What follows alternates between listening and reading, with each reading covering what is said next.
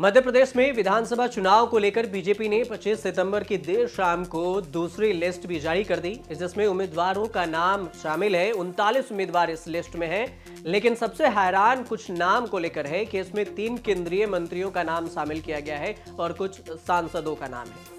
लेकिन इसमें 2 ऐसे नाम हैं जिनके बेटे और भाई वर्तमान में विधायक हैं और अब टिकट के दावेदार भी हैं।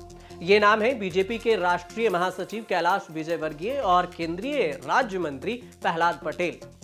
कैलाश विजयवर्गीय के बेटे हैं आकाश विजयवर्गीय। फिलहाल इंदौर 3 से विधायक हैं और उनके पिता कैलाश विजयवर्गीय को इंदौर 1 से टिकट दिया गया है। इस बार मैदान में उतारा गया है, लेकिन अब पिता कैलाश विजयवर्गीय को इंदौर 1 से टिकट मिलने के बाद कैलाश विजयवर्गीय की टिकट कटने के संकेत भी मिल रहे हैं। कहा जा रहा है कि अगर बेटे को टिकट देना था तो फिर पिता को टिकट नहीं देते। पिता को टिकट मिल गया है तो बेटे का टिकट जरूर कट जाएगा। उस वक्त सबसे ज्यादा सुर्खियों में आए थे जब उन्होंने निगम अधिकारी पर बैट से हमला किया था।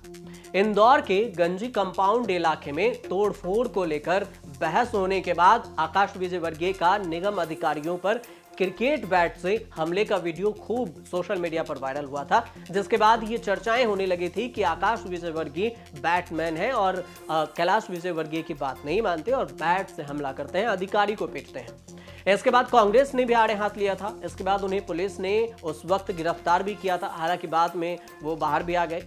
इसको लेकर मध्य प्रदेश में उस वक्त खूब राजनीति हुई थी, लेकिन अब इस बात को लेकर चर्चा हो रही है कि कैलाश विजयवर्गीय को अचानक से इंदौर 1 से विधानसभा में उतारा गया है, तो ऐसे में आकाश विजयवर्गीय इंदौर 3 से विधानसभा क्षेत्र में अभी विधायक हैं, तो इस बार उनका टिकट कटना तय माना जा रहा है, क्योंकि वो टिकट के दावेदार प्रबल थे, लेकिन अब नहीं मिलेगा, क्योंकि पिता का टिकट तय होने के बाद उनकी दावेदारी पर संकट मंडरा रहा है, क्योंकि संगठन इस बात को लेकर भी डरती है कि परिवारवाद को बढ़ावा देने के उन पर आरोप भी न लगे।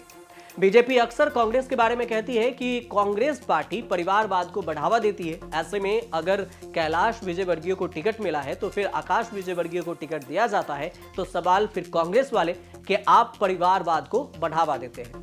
पिछली बार विजयवर्गीय ने चुनाव नहीं लड़ा था, इस कारण उनके बेटे आकाश विजयवर्गीय को टिकट दिया गया था और ये राह बहुत ही आसान हो गई थी। विजयवर्गीय की 15 साल बाद शहर में वापसी हुई है, क्योंकि 15 साल उन्होंने टिकट से दूर रहा था, चुनाव नहीं लड़ा था। 1990 में उन्हें बीजेपी ने 4 नंबर विधानसभा क्षेत्र से टिकट दिया था। इसके बाद वे लगातार 3 बार अपने गृह क्षेत्र 2 नंबर विधानसभा क्षेत्र से विधायक भी रहे। साल 2008 में चुनाव में संगठन ने उन्हें महू विधानसभा क्षेत्र से उम्मीदवार बनाया था। 2014 में वे महू से विधायक रहे, लेकिन पिछला विधानसभा चुनाव उन्होंने लड़ने से साफ इनकार कर दिया था और केंद्र की राजनीति में एक्टिव भी हो गए थे। इसी तरह से केंद्रीय राज्य मंत्री प्रहलाद पटेल की अगर बात करें तो प्रहलाद पटेल बीजेपी के नरसिंहपुर से उम्मीदवार बनाए गए हैं, जबकि इस सीट से वर्तमान में उनके ही भाई जालम सिंह पटेल अभी विधायक हैं। जब प्रहलाद पटेल को टिकट नहीं मिलने के बाद उनके विधायक भाई का टिकट कटना अब तय माना जाता है कि अब उनको टिकट मिला है प्रहलाद पटेल को, तो उनके भाई का टिकट कट जाएगा, क्योंकि ये भी परिवारवाद का आरोप लग सकता है।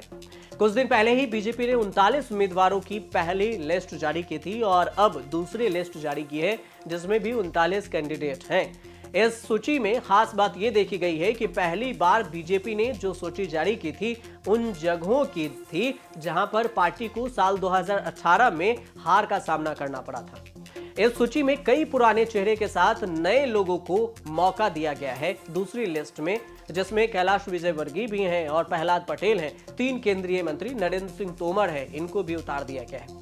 कुल मिलाकर 3 मंत्री को इस बार मैदान में, मध्य प्रदेश के चुनावी मैदान में, उसमें भी विधानसभा चुनाव में उतारा गया है। तो देखना सबसे दिलचस्प बात यह होगा कि क्या बीजेपी भी परिवारवाद का आरोप झेलने को तैयार है अगर वो आकाश विजयवर्गीय को टिकट देती है तो।